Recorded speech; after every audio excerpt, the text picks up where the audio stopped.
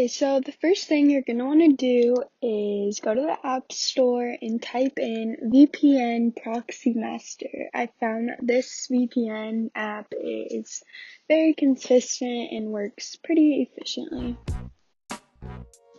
Then you're just going to download it. It's free, so that's always a bonus. And if you're on the school Wi-Fi, it might take ages to download, but you'll get there eventually. Finally, it's downloaded, and you're going to want to obviously open it up and click through all of the ads. Yes, it may be annoying, but it'll be worth it. As you can see, you may have to set up your VPN, which will take only a few seconds and will be more convenient if you have Apple ID.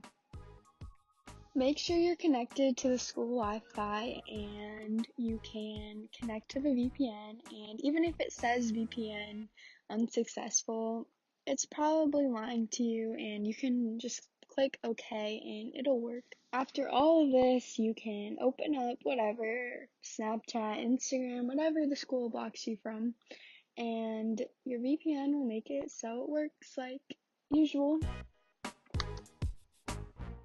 And ta-da! Now you know how to get past the pesky school Wi-Fi blocking you from doing whatever you want to do.